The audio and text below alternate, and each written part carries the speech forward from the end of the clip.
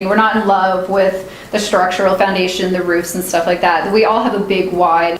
I'm always going to be working for a check. If we don't own something that pays us a check, that appreciates in value, and that we can grow exponentially, and it's something that I can remove myself from, I'm always going to be working for a check.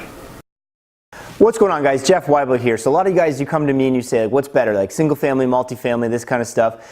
Is it Airbnb, other ways to invest? And Jen and Mike Richter, which we're going to hear on this video, so stick around right to the very end. They talk about how to do new build construction. They put tenants in it, and they're able to buy very early on from the developer, and then when the property closes, it's already gone up in value. And they have some really unique strategies. I've been able to sit down with them personally before, but this was a talk they gave at OREC, and it's fantastic. Stick around to the end, guys. I think you're really going to like this one. Okay, well, thank you everyone for coming out tonight.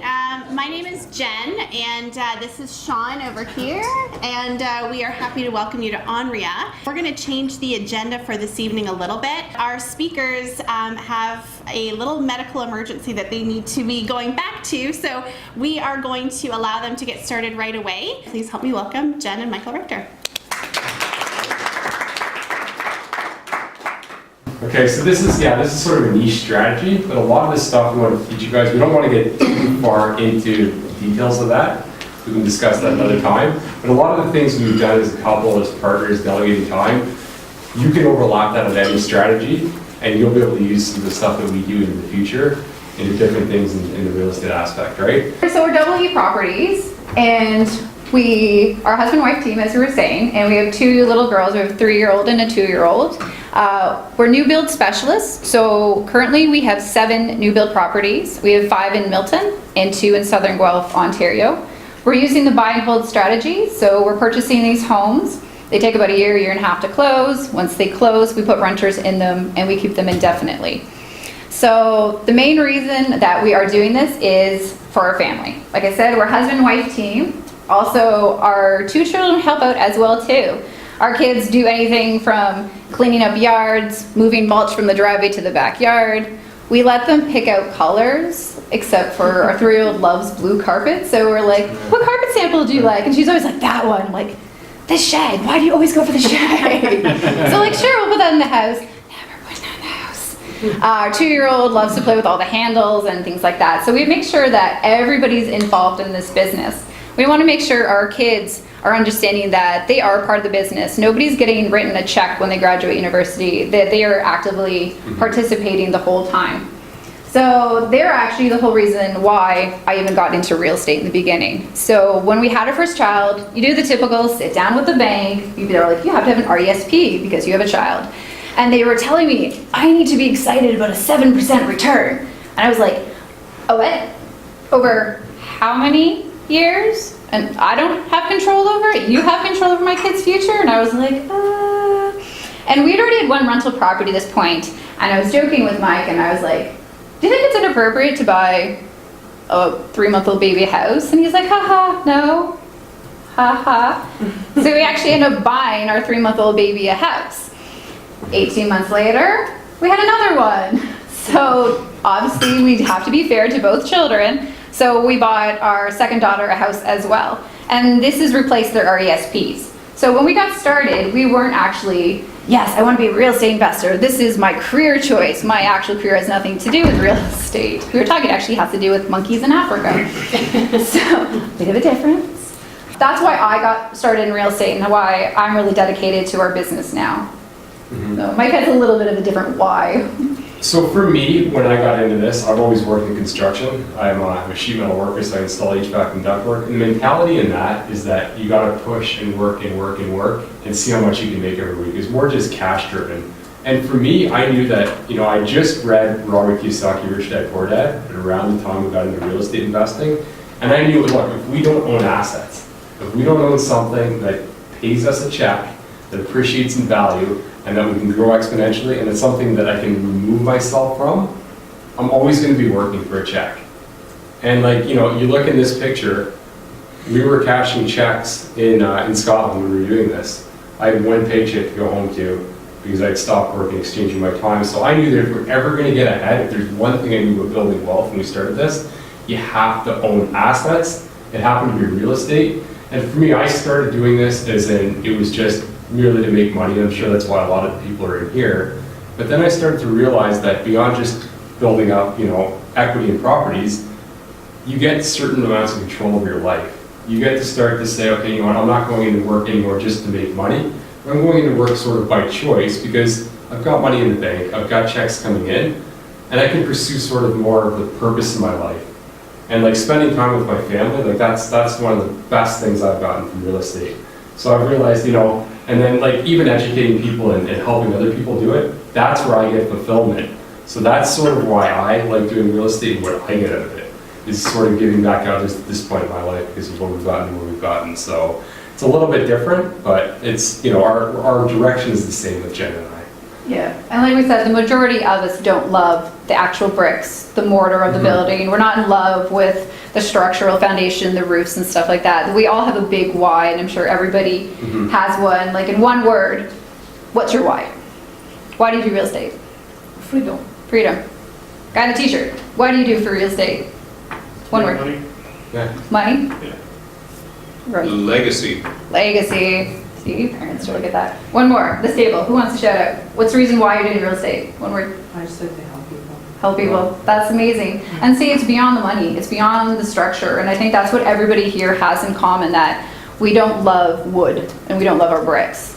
We love what real estate does for us. And I think that takes sometimes a point to get to it. It does. And the more clear you can be on that, easier it is to drive through the parts when it gets tough, right? So this is some of the stuff we've done. I mean, we've been on podcasts, we've been in magazines, we do presenting at various clubs.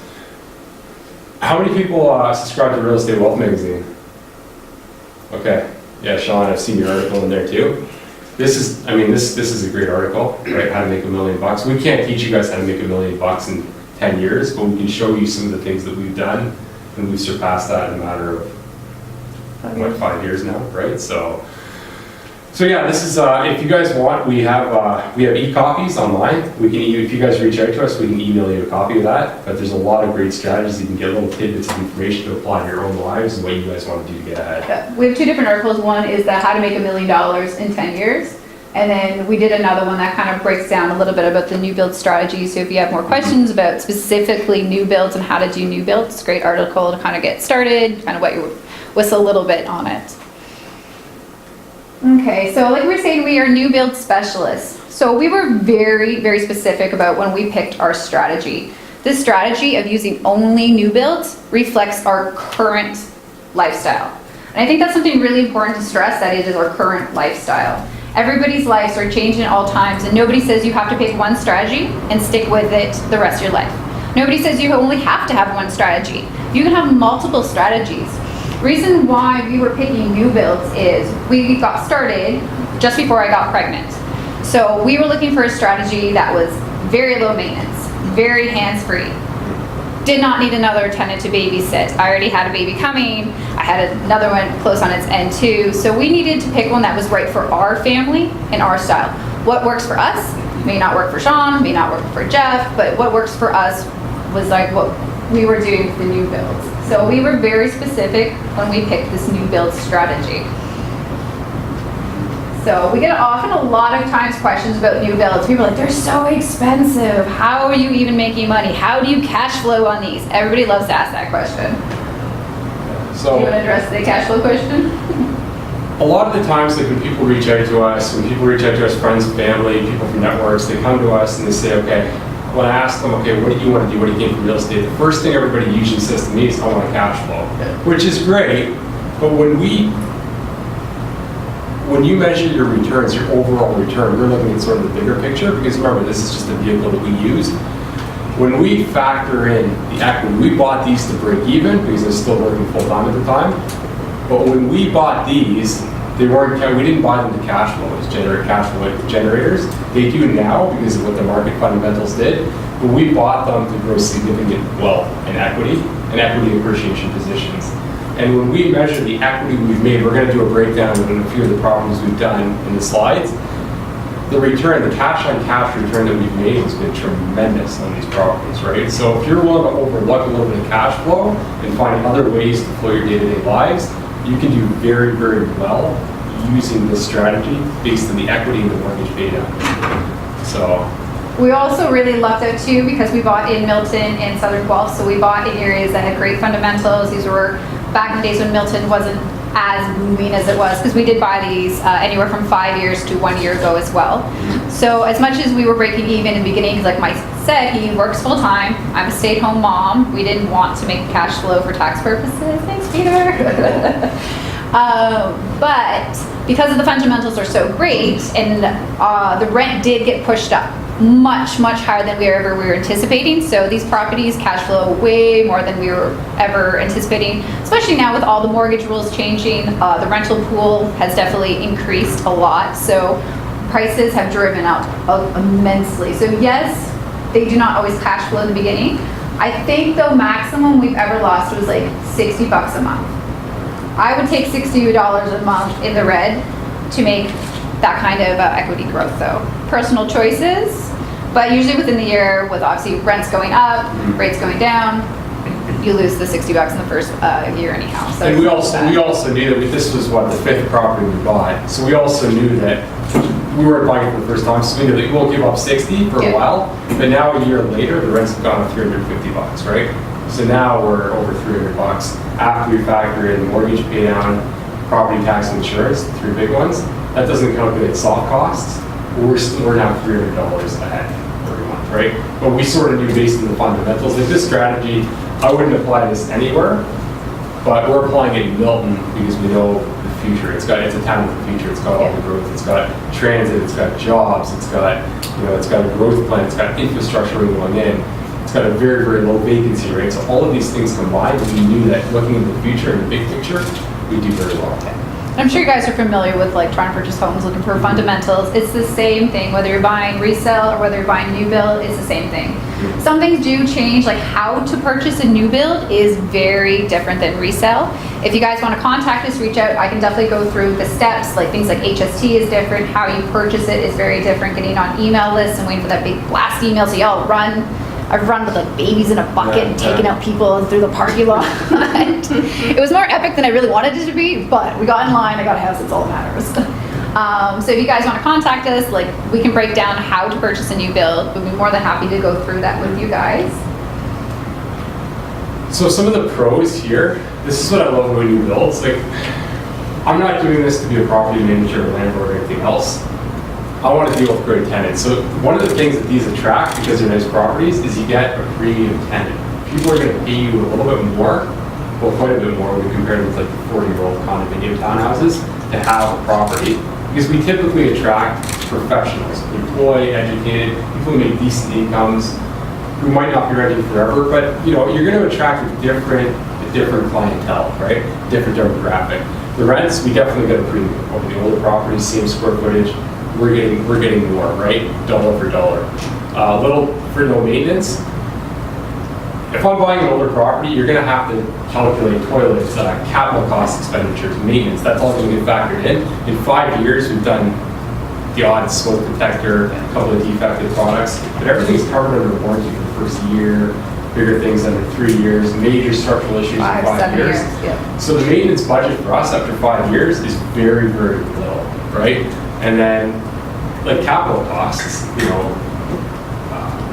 roofs, air conditioners, driveways, foundational things, big costs. That's only going to be way down the road, right? So that's not something we budget for necessarily right in the beginning. And the good thing with the maintenance is that you actually don't have to do any of this. You call a builder and you say, this is my tenant, builder. They do all the work. They do all the communication between them. They'll organize when the builder can come in, when they can fix things. So you can be hands off on this whole project. So yeah, we're getting a perfect project. But you're looking at about a year before you get it, right? Like from the time you order it till you get it. it takes about a year to 18 months, depending on the Year to builder. 18 months. Yeah. We've had a lot of delays, so usually it's closer to 2 years, which is fine with us, because if I'm a homeowner, I'm going to want something soon. I'm going to want something turnkey, so I'm going to pay more. This, I'm almost buying these at a wholesale price, right? That's one of the points that I'm making on there, because you're waiting a long period of time. Because you're buying it, it's just a feel typically, right? or it's a construction zone. So they have to offer to you at a discount to be competitive with the resale market. So typically when I buy a property like this, we're about 10% under market value. So, you know, we've paid between 4 and 5 typically for these properties. I'm roughly about 40,000 under. So just from signing the paperwork, I've made about 40,000 in equity, instant equity, which really helps get me ahead, and it helps building equity in the property. I'm going to qualify for my down payment. The bank already recognizes that equity. So that is part of what really helped us along. The other thing is when I'm buying these properties, I can't necessarily afford to close. So my income might be really low In this that year. moment. But next year, you know, if I'm closing in 2020, I have enough time to plan, you know, someone like Peter, hey, this is where my income needs to be. I'm sitting down at the bank, this is where my income needs to be. So I can lead up to how much I need to declare an income to qualify, or how much I can write off, or, you know, if I need to put down extra money and come up with extra funds to close on it, I've got a year and a half. Like, it'll never close sooner than what the closing date is, but you have time to prepare. Today on the market, I mean, I don't know what we could qualify for, because we've got 2 properties closing within the next 6 months. So, but I do have money in equity that I could go out now and find another property to deploy the equity into and tie that up for 2020, right? And keep the system going. And it doesn't cost you anything. Well, it's like sitting for the year, it doesn't cost you a single No. cent. But you are riding the market though, while your field is just sitting there though. Sure, and typically if you look at, I don't like, we're not speculating to do this, but we're assuming over time things are gonna go up. When I hold it for that year, not only have I gotten a $40,000 discount, but the market typically in Milton's done about 5 or 6%. It's done about 10% on average, but I usually run my numbers with 5%, 3% if I want to be really conservative. So I'm still making money, and I know that even if the price drops, the tenant's still going to cover the mortgage on the day I buy the property, or it'll be $60 short a month, right? So we're running our numbers. We're not speculating, well, the rents have to go up to this. We're not. It's real-time numbers, you have to run them in that moment. Like, your property will never go up. The rents will never change from the No. moment you sign that paperwork. Yeah. And anything that does go up, like now, we didn't calculate for the rents. We'll show you how much the rents went up in Milton, but now that's just, it's bonus for us. It's just gravy, because we always run our numbers more conservatively when we do this. So you said basically you put down, say, $30,000 to the builder, so I'll take this house. It's a $500,000 house that you gotta pay for whenever it's built. Mm-hmm. And you're hoping that you're getting the first few on the lot, hoping that the builder increases his value the rest of them over time. No, there's no hoping. No. It cash flows the moment I sign that paper for the house. Yeah. There's no it hoping, because if happens. you're speculating, you're gonna shoot yourself in the foot. Because Don't if ever you're we're not buying these and say, okay, 2 years from now, 3 years, we have to make $100,000, you know, to break even, pay the agent to get out and pay our taxes, right? We're looking at indefinite holds, but like 60 was the most we're willing to take for a loss, really, right? We're looking. And that's we don't wanna $60 a month. Yeah, we don't want Yeah. to feed the properties, and that was the last one we got where we're at a loss, right? So we have that, and one of the other things is, controlling a property is very little money down. That's, like I said, the 2 years. But the easy lending, banks love, like all of our mortgages right now are with A lenders, the 5 that we have. We have 2 that are closing on the market in Guelph. That's going to be alternate lending because of our own financial situation. But we're able to close with A lenders, which means we've got a very low mortgage rate, risk versus reward. But the banks love lending on these because they're in highly marketable and liquidable positions, because they look at it and say, okay, what's the exit strategy? It's not a multifamily where they have to find another investor or someone who's capable of controlling the property, taking it over. They know that the end user is always going to be, like 95% of the time, a homeowner, and because they're townhouses, it's an entry-level homeowner, which is always the most amount of demand in our properties, right? So the banks love lending on these just for that reason, just because they're great properties to hold. They're great products. Okay. And like every pros in a business, there are cons in the business as well. So as much as we love our new builds and they definitely support our lifestyle and you get great tenants, there's obviously always cons. So one of the big cons is, I'm sure if anybody here, whether you're doing flips, whether you're doing new builds, whether you're doing buy and holds, you always at some point will have to deal with trades. My husband works in trades, so I can personally say how much I hate the trades. Plug yours, honey, now. Trades are special. They don't like to do what they're supposed to do when they're supposed to do it, show up when they're supposed to. We've all experienced this fun adventure with the trades. Even with new builds, as much as you're paying the builder to build it, at some point you will have to interact with the trades. You also have to interact with their warranty department. their warranty department is very similar to the trades attitude. They don't actually like to work. If you want them to do something, you have to be on them all the time. And especially with certain builders, they always do the, oh, it's not my fault, it's not my fault, it's not my fault, it's not my fault, it's the trade's fault. And then you go between the builder, the trades, the builder, the trades. They love to pass the buck. It's never their fault.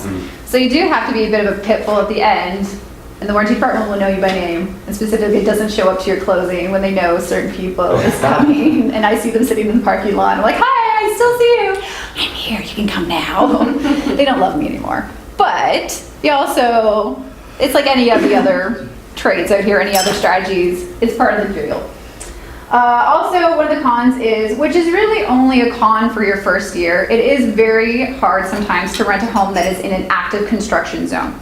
So they have massive dirt piles, you don't have driveways, you don't have grass, you don't have a backyard, you have scaffolding everywhere, you have all your big construction trucks going by. So if you have kids, little boys, they love it. Otherwise, most people don't like to truck through the mud to get to their house. This is typically only within the first year. By month 3 of closing, you do have a driveway, you do have grass. Takes you usually at most, we've seen, a year to get your whole street done. So some tenants don't like that concept, specifically ones that have pets. Oh darn, I have no pets in my house. If they have kids and stuff like that, sometimes they obviously don't want to rent because you don't have a fenced in backyard or grass yet. So it can be difficult, you can be a little harder to rent your property. Same thing, third con, sorry. It's only a con within your first year where you are competing with other investors. We're not the only ones who came up with this idea to buy new builds. I know, we're shocked. A lot of people in Milton are buying them as investment properties. So when we're closing, 2 days later, another one's closing, 5 days before us, another one's closing. So typically when one phase is closing, you do get a huge rush of all of the rents become available. Most of our experience we found, everybody has been pretty fair with market value. All the investors are marketing them correctly. We've had 1 year where one guy obviously bought investment. When it came to closing, he didn't run his numbers correctly and it was short. He panicked and he undermarketed his townhouse by a lot. So he started the trend of, well, townhomes are only worth this much. So we did have one problem 1 year because one investor didn't do his numbers correctly. But other than that, the majority of time, it clears itself up after the first year. So guys, what do you think of their strategies? I'd really be curious to know in the comments section if you think it's positive or negative or whatever you guys think. Hit me up down there. I will be there. Also, my notification squad will get in the comments as well for the Project Mayhem, and they will get in there and they're going to comment on all your comments. So make sure to leave comments. And if you guys are new to the channel, make sure you guys hit the subscribe button. Lots of great real estate agent videos out there, real estate investor videos. And get over and follow me on Instagram. I post there every day. So get over there and follow me there, and we'll catch you guys in the next video. Bye.